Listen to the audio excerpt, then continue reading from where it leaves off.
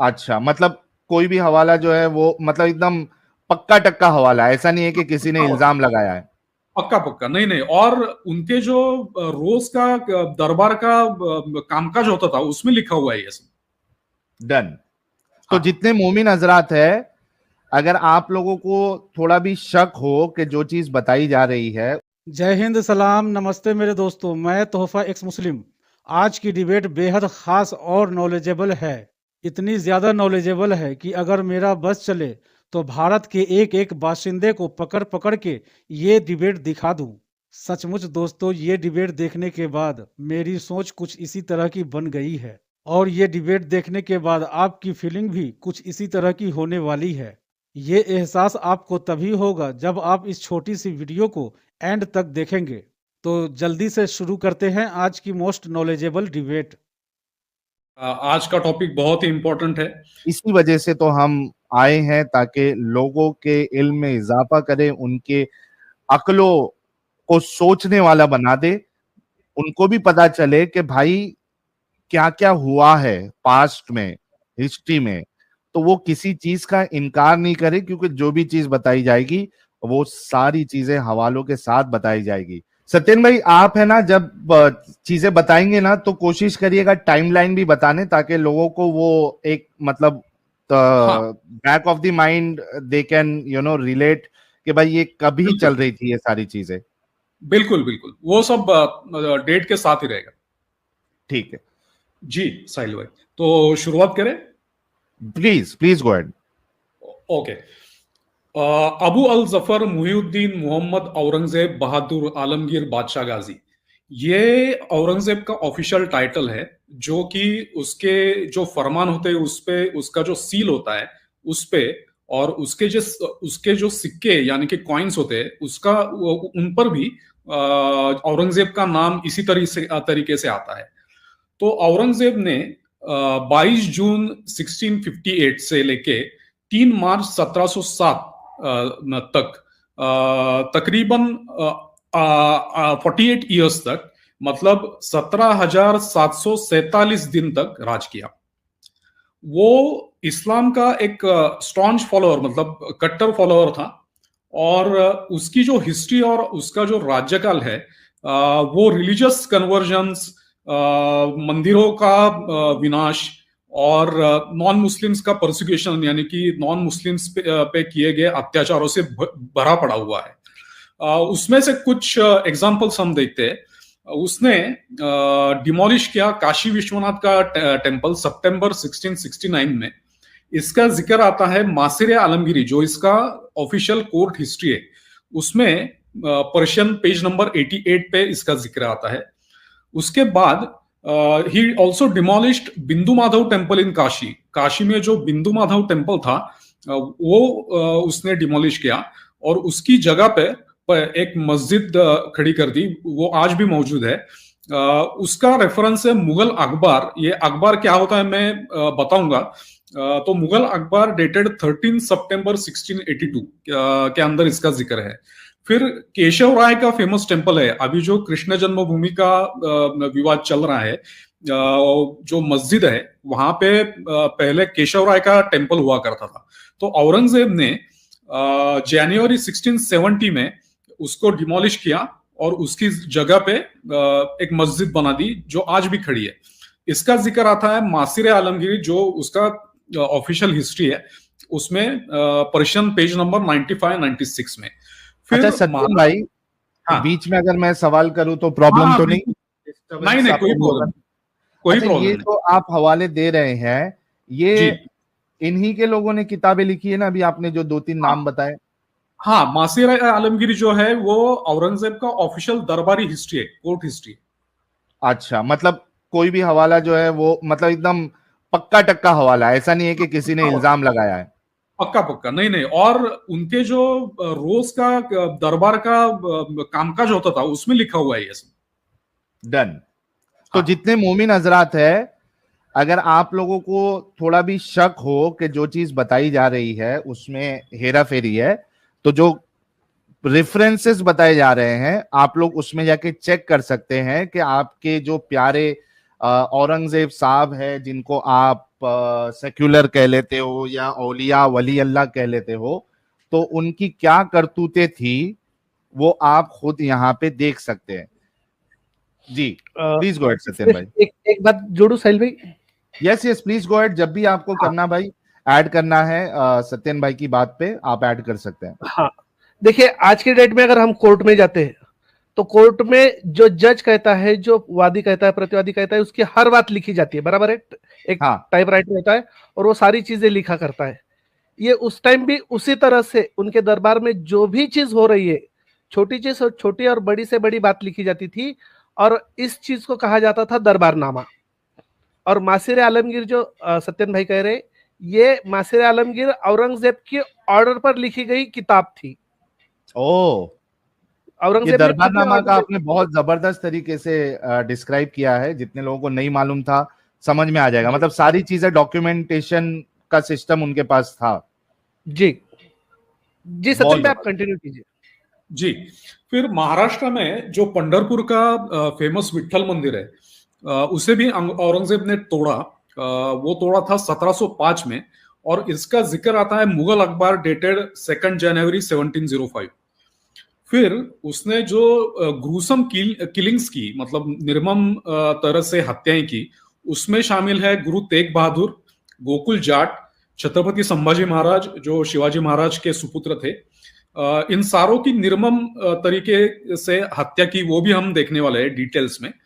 और फिर गुरु गोविंद सिंह के जो 2 बेटे थे, उनका एज था 8 और 5।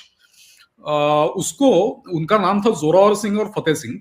उन्हें वजीर खान नाम का औरंगजेब का सरहिंद का गवर्नर था, उसने मार डाला था। वो भी हम देखने वाले हैं। 5 और 8 साल कह रहे हैं आप? हाँ, 5 और 8 साल के थे।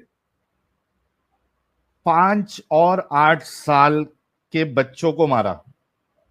जी ठीक है, आगे देखेंगे। सुनते जाओ मोमिन हजरात, सुनते जाओ।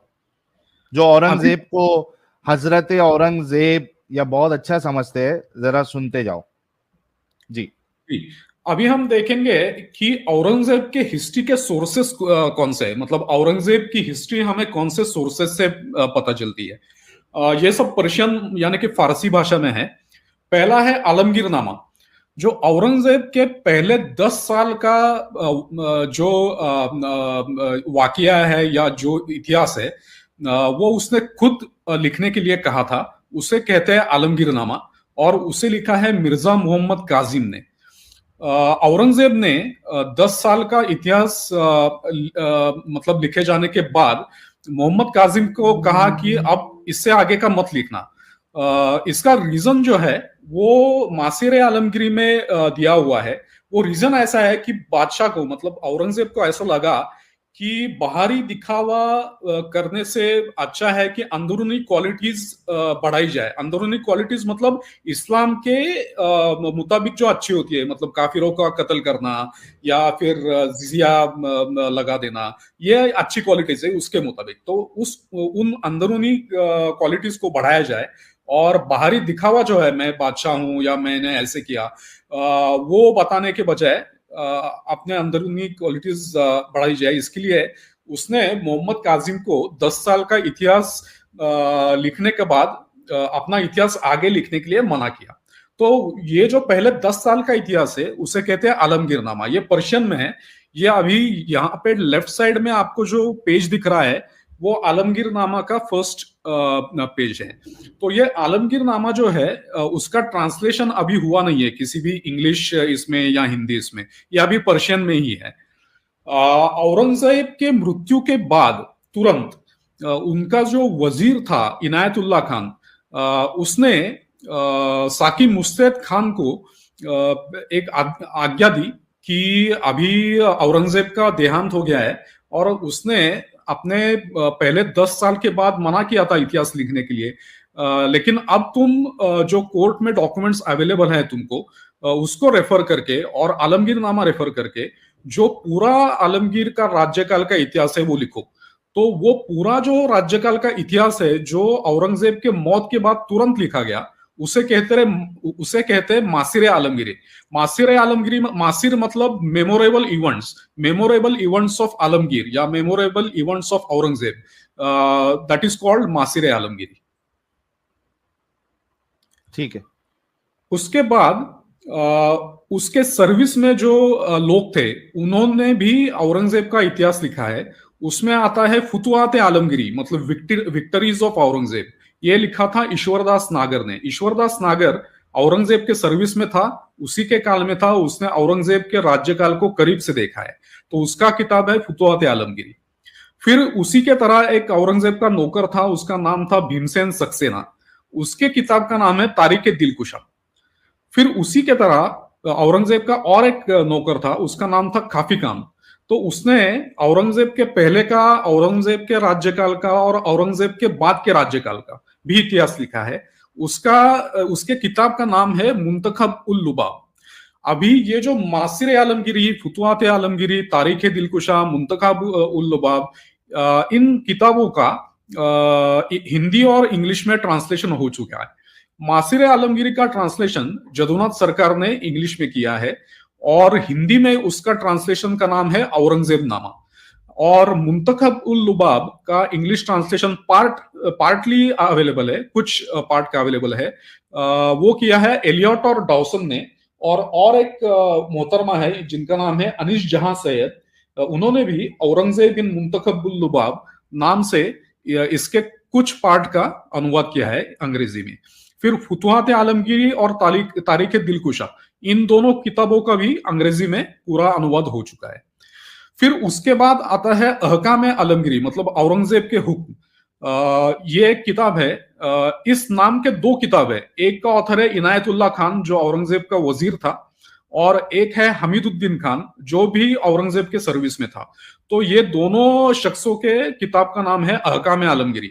उसमें औरंगजेब के जो हुक्म है या जो उसने अपने कार्यकाल में किया उसके डिटेल्स है। इसका भी अंग्रेजी अनुवाद हो चुका है, जदुनाथ सरकार ने ही किया है। उस किताब का नाम है अनेक्डोट्स ऑफ औरंगजेब। फिर औरंगजेब के जो लेटर्स है उसका कलेक्शन है कुछ, उसमें है आदाब आलमगीरी, रुकात आलमगीरी और कलिमात तैयबात। ये सब पर्शियन में लिखे हुए लेटर्स है। आदाब आलमगीरी का इंग्लिश ट्रांसलेशन अवेलेबल है, एक ऑस्ट्रेलियन शख्स ने किया है। रुकात आलमगीरी का भी ये अवेलेबल है ट्रांसलेशन इंग्लिश, उसको बिली मोहिया नाम के शख्स ने किया है। और फिर जब जो मैंने शुरुआत में बताया कि अखबारात जो है, अखबारात मतलब हर दिन दरबार में जो कामकाज होता था उसको लिखा जाता था, और दरबार में जो मनसबदार होते थे या सरदार होते थे उनके मुंशी रहते थे दरबार में, तो उनको दरबार की न्यूज मतलब लगती थी कि आज दरबार में क्या हुआ, बादशाह ने क्या बोला, क्या हुक्म दिए। तो वो अपने मुंशियों को मुगल कोर्ट में रखते थे और वो मुंशी दरबार का जो सारा प्रोसीडिंग्स है वो लिख के अपने सरदार को या अपने मनसबदार को भेजते थे। तो वो अखबार जो है औरंगजेब के कोर्ट के वो मौजूद है। तो वो अखबार कैसे होते हैं, उसका डिटेल्स क्या है, ये हम अगले स्लाइड में देखेंगे। अच्छा, उससे पहले सत्येन भाई, जहां तक मुझे याद आ रहा है, अगर कुछ इसका कॉन्टेक्स्ट अलग होगा तो I am really sorry for that, लेकिन बीच में शायद एक वीडियो आई थी इंस्टा के रील पे मुझे, महाराष्ट्र की एक बहुत बड़ी पार्टी है, उसके जो प्रमुख नेता है, मान लीजिए, मैं नाम लेना नहीं चाहता हूं, हाँ। उन्होंने शायद औरंगजेब को अपना भाई बताया था। तो मैं चाहूंगा कि अगर ये स्ट्रीम जो है वो उन तक भी पहुंचाई जाए और वो भी सारे हवाले देखे और उसके बाद खुद फैसला करे कि औरंगजेब को अपना भाई मानना है या अपना दुश्मन मानना है। तो मैं चाहूंगा, अनजाने में उन्होंने कहा या किस हिसाब से कहा मुझे नहीं पता, अगर उन्होंने वाकई में उनको अपना भाई कहा है तो ये स्ट्रीम देख ले, सारे हवाले देख ले और उसके बाद फैसला करे और पब्लिक में आके फिर बताए कि भाई मैंने जो कहा था वो मुझसे गलती हुई थी, मैं उसको अपना भाई नहीं समझ सकता हूं ऐसे इंसान को। दोस्तों, आप सभी से भारी अनुरोध है कि इस डिबेट वीडियो को ज्यादा से ज्यादा लोगों में शेयर कीजिए। ताकि भारतीय सेकुलर और औरंगजेब के पैरोकार को भारत का एक एक बच्चा पहचान ले कि जितना खतरनाक भारत के लिए औरंगजेब था, उतना ही खतरनाक ये लोग भी हैं। इसीलिए मैंने इस वीडियो को छोटा रखा है और डिबेट के बेहद ज़रूरी पार्ट को ही उठाया है, ताकि आप सबको दोस्तों के बीच शेयर करने में आसानी हो। और एक्स मुस्लिम मूवमेंट के लिए हमारा ये समर्पण आकर्षक है, तो ज्वाइन बटन दबाकर हमारे चैनल के मेंबरशिप में भाग लीजिए और चैनल को सब्सक्राइब किए बिना तो बिल्कुल भी न छोड़े। साथ में वीडियो को लाइक, शेयर और कमेंट भी किया करें, ताकि इस तरह की अच्छी अच्छी डिबेट हमेशा आपके लिए लाता रहूं। तो फ्रेंड्स, आज की डिबेट को यहीं पर एंड करते हैं। फिर से हाजिर होऊंगा आपके बीच एक और नई डिबेट लेकर। अपना और अपनों का ढेर सारा ख्याल रखिए। इंसानियत जिंदाबाद। वंदे मातरम।